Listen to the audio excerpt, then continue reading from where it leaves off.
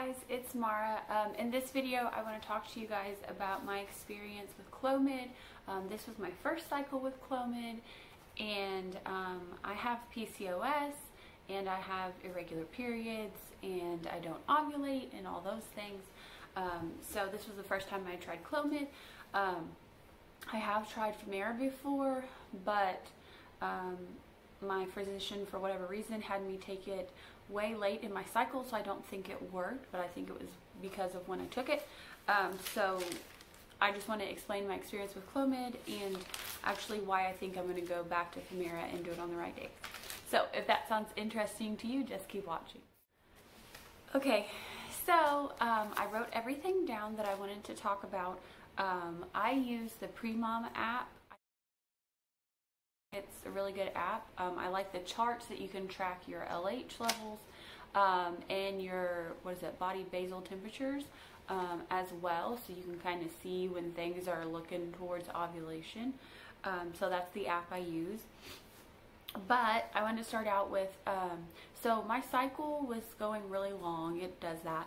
I was in like the 50-day range, and so my doctor prescribed me Provera to kind of, they always say restart your periods or whatever. And so it's also called like methyl progesterone or something like that. But anyway, so I started that on January 2nd. And then that made my period start on January 10th. So I took the pills for 8 days. She gave me a prescription for 10 days, and then I had emailed her, my OB, and I had said, you know, if I start my period early, is it okay if, do I go ahead and stop the pills? And she said yes. So, so on January 10th, then I started my period, so I stopped taking the pills. And then she wanted me to start taking Cl0mid on cycle day 3, which would be January 12th. So I started taking Cl0mid on January 12th, which was cycle day 3. Okay, so for cycle day 4, in the Premom app, you can leave notes, and there's specific symptoms that most women, I guess, have for, you know, period symptoms or pregnancy symptoms or whatever. And so it has those choices to pick from, but then you can also put notes at the bottom. So for my first day I took Cl0mid, I took it at night because I heard kind of the side effects and stuff. So I didn't have anything on the first day, and I didn't write anything down for January 13th. But on January 14th, I said my boobs hurt. I was gassy, so I'm always kind of gassy. So if I'm like overly gassy, then it's like something's going on. I said I had a lot of acne and my ovaries hurt. So one of the choices for symptoms in the Premom app is ovulation pain, but I knew this wasn't ovulation pain. They just really, they felt like big and they just hurt. And that lasted for quite a while. So it was like on and off all day with that. But with acne, I said I started to get some on my back too.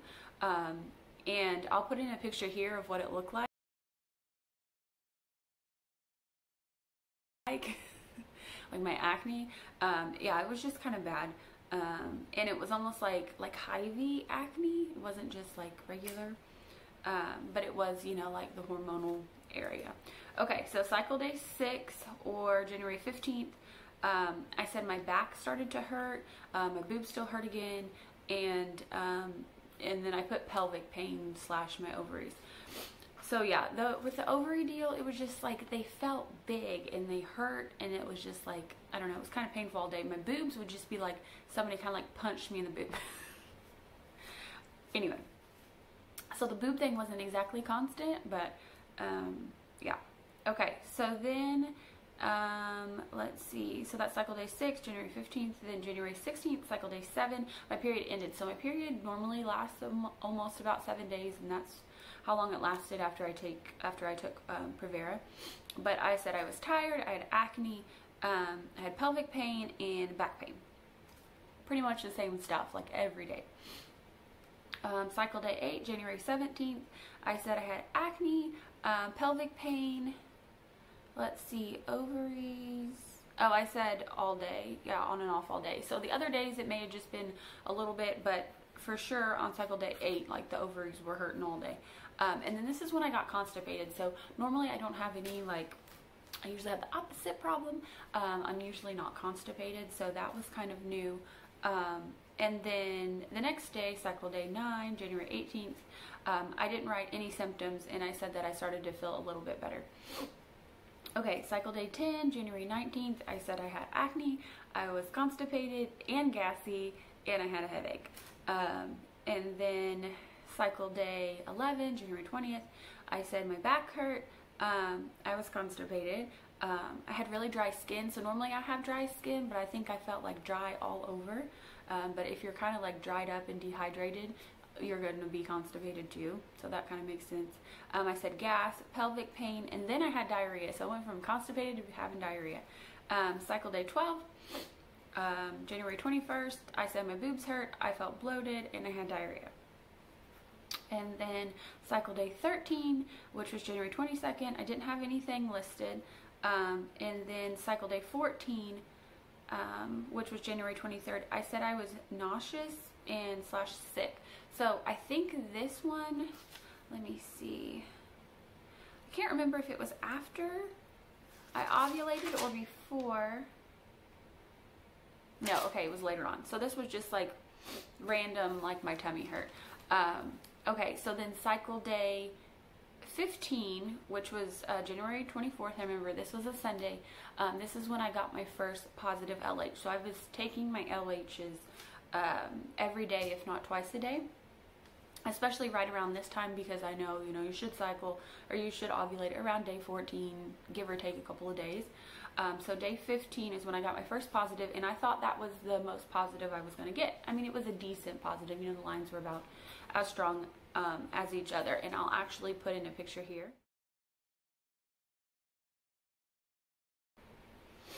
And then on cycle day 16 is when I was actually at work, and I tested my LH there, and so that was January 25th, and I had a very strong positive, like the strongest positive I've ever had. Obviously, if I'm not ovulating very good or at all, I'm not going to be getting these strong strip tests. And I get the strips, I'll put in a picture here, off Amazon, and I think they work really good. They have pregnancy strips and LH strips. So, and then on cycle day 16, when I had that very strong positive, that's when my temp went up.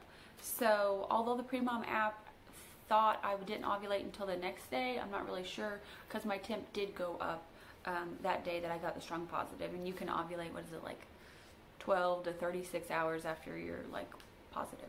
But that day I felt dizzy and my boobs hurt too. So, okay, cycle day 17, January 26th, I said I was gassy and insomnia.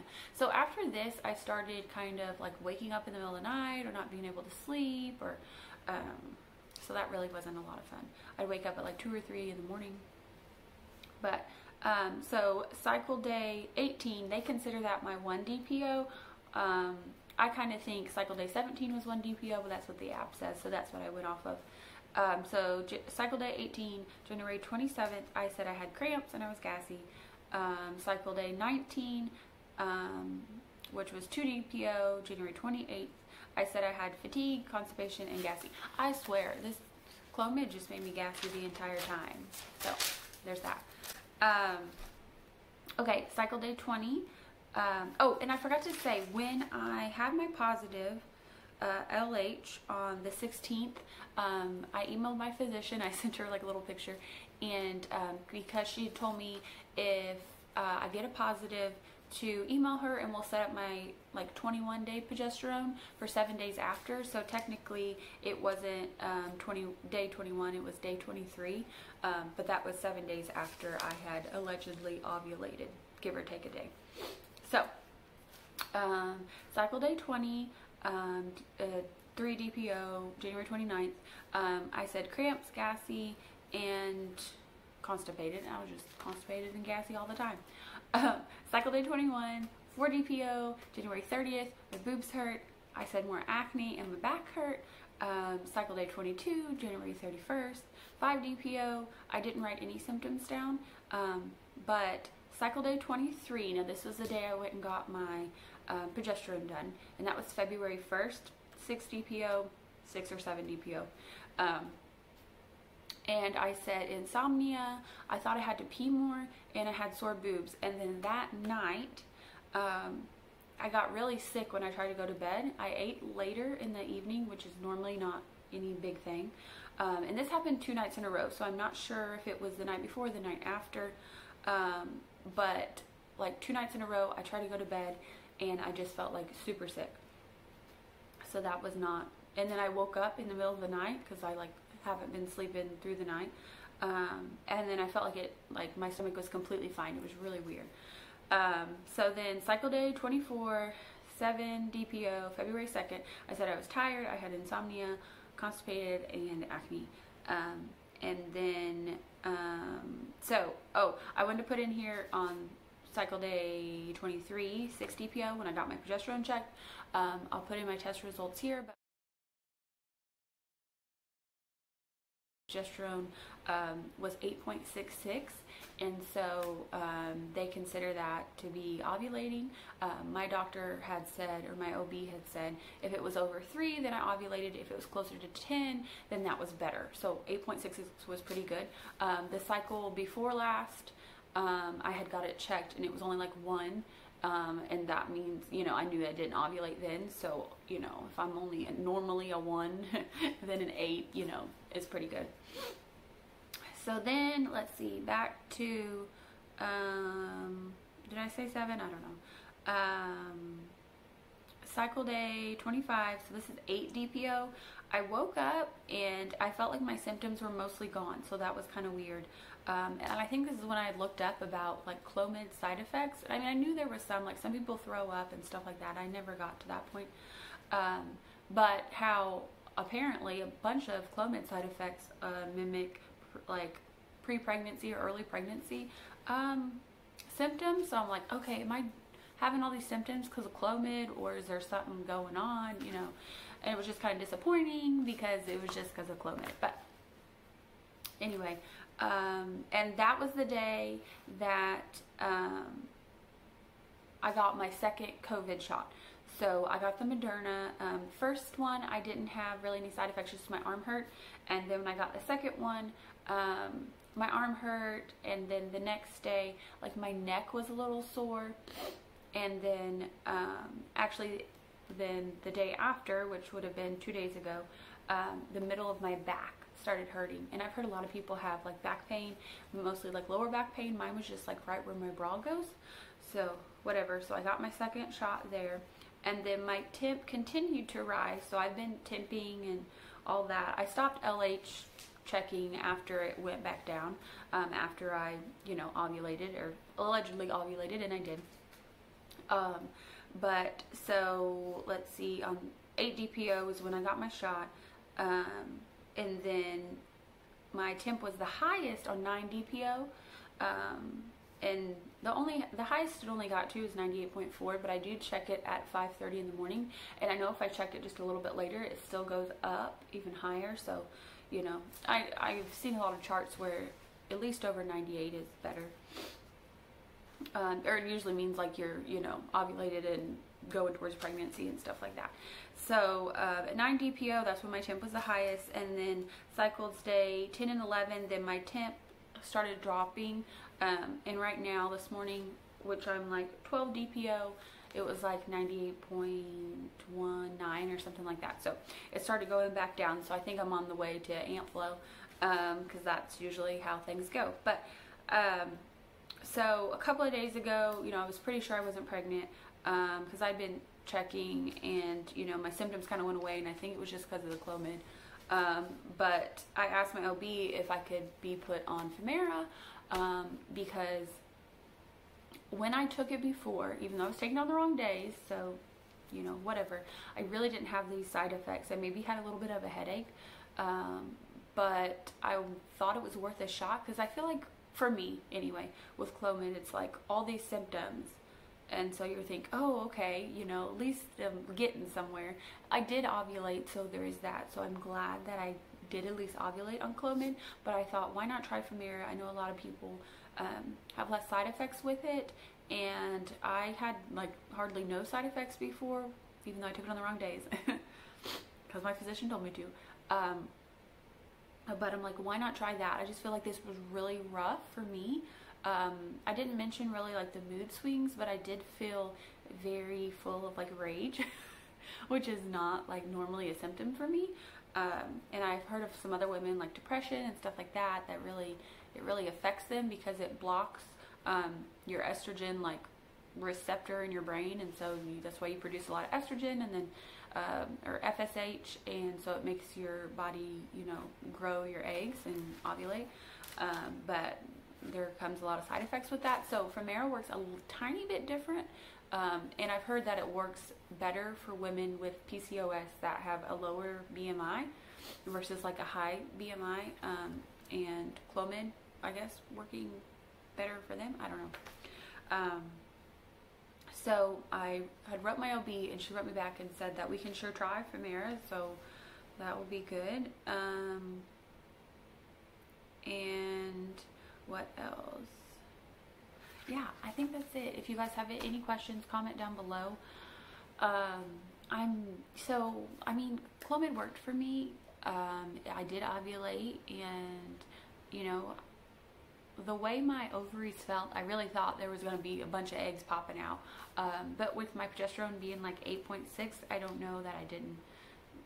I've heard that cycle day 21 or 7 days after you ovulate, progesterone isn't that great of an indicator of anything besides did you ovulate or not.